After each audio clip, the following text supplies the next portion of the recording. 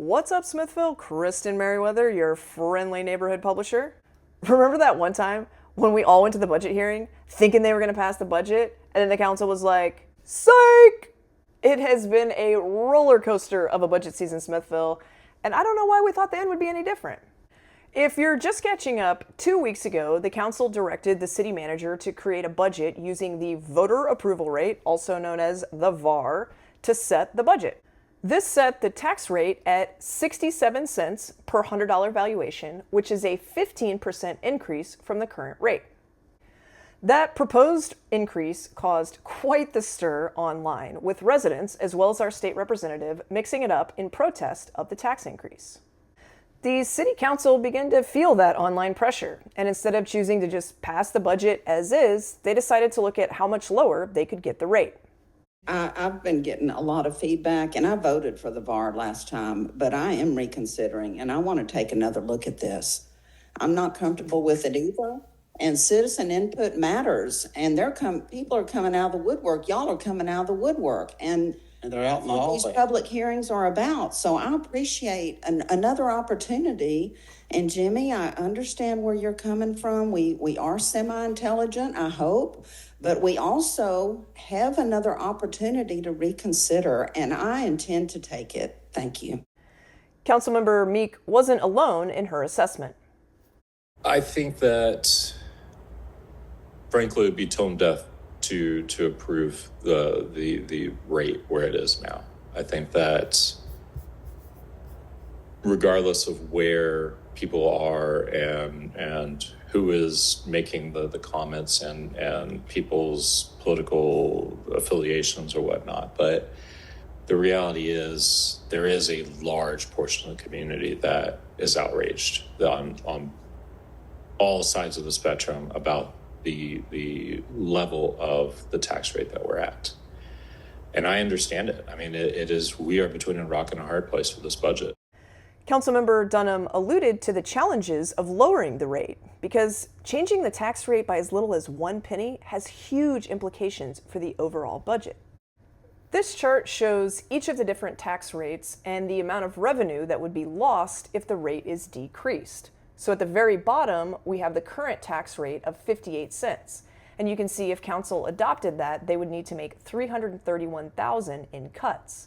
The no new revenue rate, which would increase the tax rate to 62 cents, would require council to make $200,000 in cuts. Keeping the current rate was never even discussed as an option, and the no new revenue rate didn't seem realistic. But like Goldilocks selecting her bowl of porridge, the 5-cent rate increase seemed just right. But not everyone was on board with making last-minute changes. We did 4 workshops, but yet nothing ever comes up till the very end. That is what gets me. I mean, we're pretty much all really intelligent people, or should be here. So these things need to be discussed by us way before this time. We made these decisions to put the 75 in, to do the stuff for the lawyers, to give him direction to go and do all of that, and then to say, oh, I just don't think we need to do it that way. So my sentiments is I am for moving forward. Changing the tax rate isn't just filling in a box on the budget. That tax rate determines how much revenue the city will generate.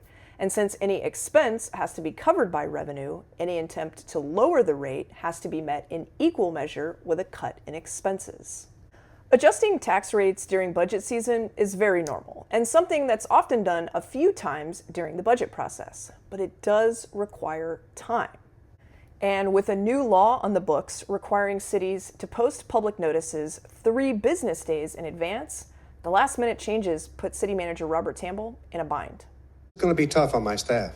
And I begged y'all to give me the direction. If you were going to do the 5 cent, you should have told me last workshop. That's okay. If you want 5 cent or some derivative, just give me direction so I can meet what you want me to do, which I've been doing all along. We've added what you wanted, I've taken out, but this is going to be really tough.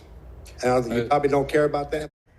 Tamble was understandably frustrated. He was being tasked with finding $147,000 in cuts, which is not an easy task given the fact that there was no new revenue in between the meetings.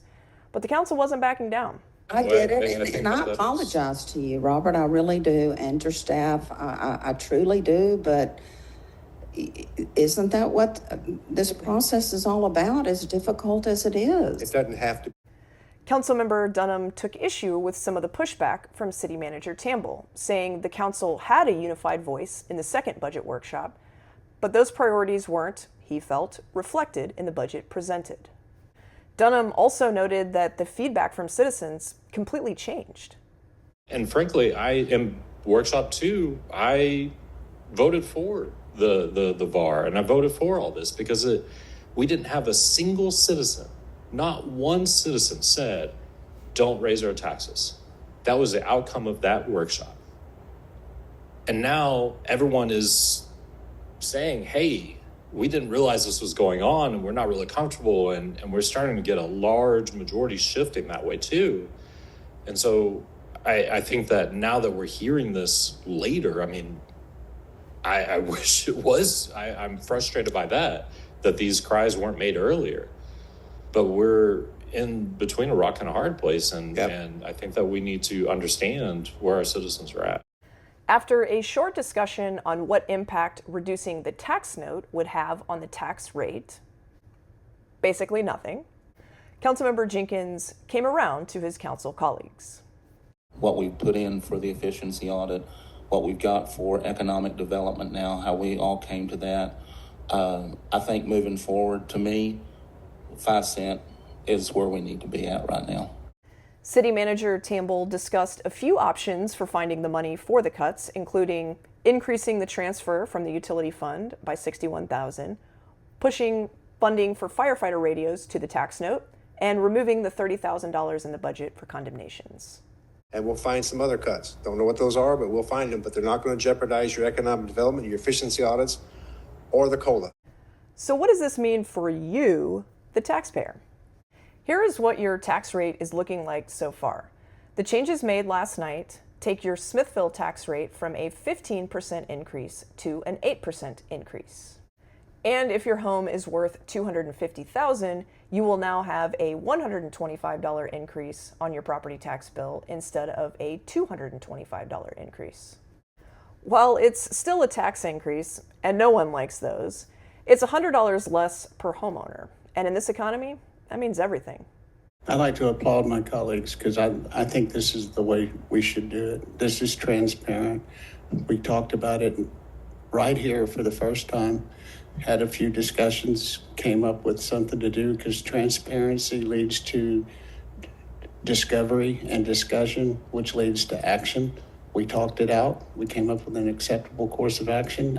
After a rough 2 weeks of divisive online commentary, Councilmember Dunham was grateful for the unity. The overwhelming message that I've heard over the past week and a half is just unity is needed. And I think that us coming together tonight is huge. The council will hold their regular monthly meeting on Monday, September 8th at 6 p.m. in council chambers. And they will hold a special session to adopt the budget on Wednesday, September 10th at 5 p.m. in council chambers. We hope to see you there, Smithville.